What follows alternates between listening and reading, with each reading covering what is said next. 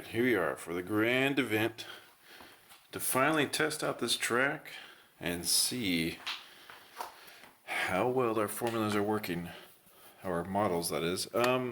So I hooked up the battery, hooked up the other battery. I need to turn this on, so I'm going to press the power button on the battery supply, and then I'm going to press the power button on the side here.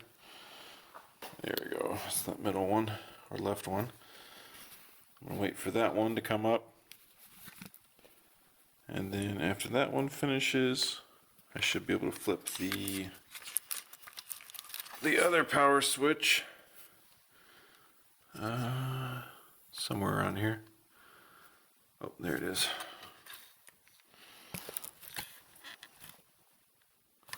Well, let's wait for those lights to turn blue. This time I brought an old Wi-Fi router for connecting. You don't need like an actual internet connection. You can use any old Wi-Fi router and then just have it connect to the Wi-Fi router by storing the Wi-Fi information on the USB key and plugging it in. And here we go. Got our backlight, our slalom turquoise, which is good. And then one blue light, and then we should get the second one soon. Alright, but all I need is one blue light, so I turn the motor on, which is, just open it up. Where are you?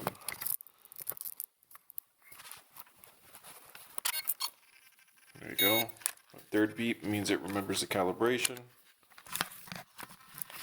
So let's plug this in. Come on. I don't want anything loose or jingling around. Okay. Well, something's still in the way. This thing. Okay.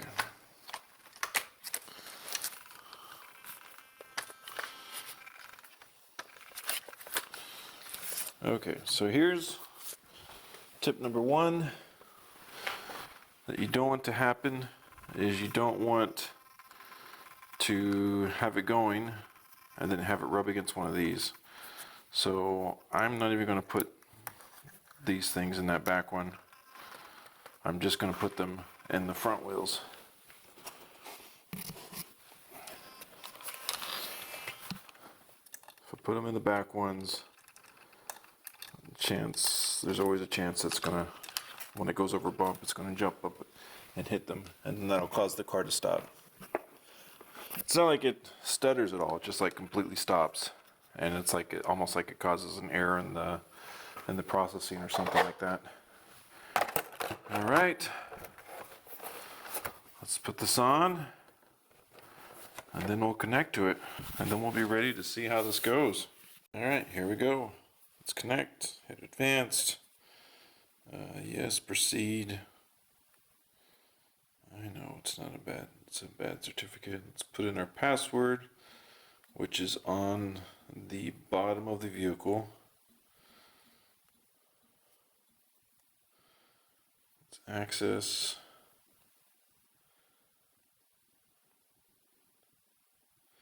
So one thing, again, to make sure is if you go to control vehicle, you should see the video feed. If you don't see the video feed and you don't think it's your Wi-Fi, a good thing to do sometimes is to take out the camera, unplug the camera, plug it back in, and then reboot the DeepRacer. But let's make sure the battery works. Yeah. Okay, good. It's a little bit of a delay. I don't like those Wi-Fi remote control things. Actually, you know, it's not even like a Wi-Fi straight here to the DeepRacer. It goes through MQTT, so it's well, I guess it's still not going through the internet, but whatever. It's a slow protocol. Battery level green. That's helpful. Okay, so let's go to calibration. I was messing around with this last time, so let's make sure it still looks good. Alright, steering angle. That doesn't seem right. I thought I was -5. So let's push it, see if it goes in a straight line. Yep. That's what I thought. Good. Alright, let's go all the way to -29. I don't think it really likes it when you go that far out, but we're just going to do it anyways. And what the heck was I doing here? Oops. Okay. Alright. Let's go back to control vehicle. Back it up.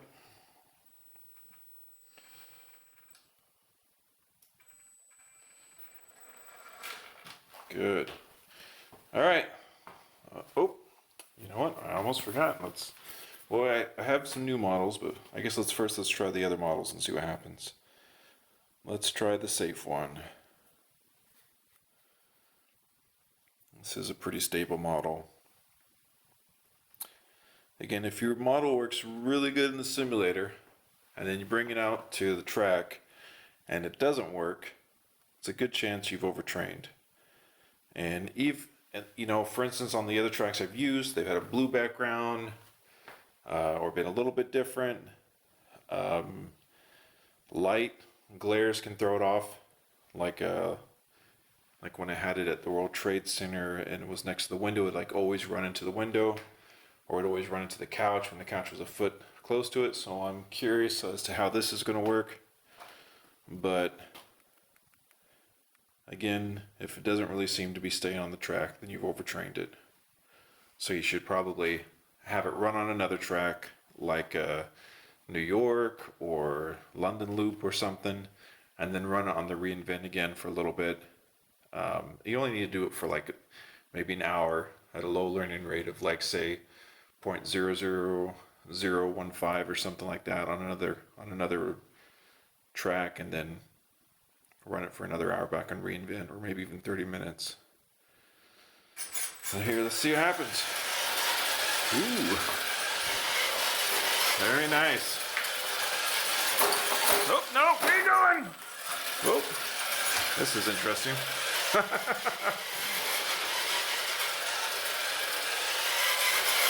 Oh, it's got a mind of its own. Oh, there we go, back on track. Okay, that didn't sound good. All right, let's lower this one is actually trained at a slower speed. My rationale was, My rationale was that if you do the math, to get 7 seconds, you don't really need to go that fast. Oops, I better get out of the way. Oh. So, one of the things you see, like, look at this, as it's going around. It's a little bit jerky sometimes, and that's not really accounted for in the simulator. And so, again, one of the questions I had was, how do I prevent some of this jerkiness? Let's turn it up some. Oops.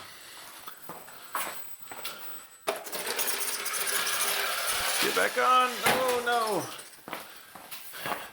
One of the things I've tried, train locally to see if I can get it to go better, is to see if I had it start at random positions, if it then would, oh, it's coming to get me. Okay. If I have it start at random positions and different angles, to see if that would allow for better training, for like when it gets to the edge, but it actually made training a whole lot worse when I did it that way. Anyways, that's our basic model.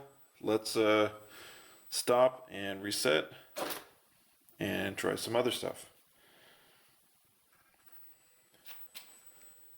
Oh, give this guy a hand.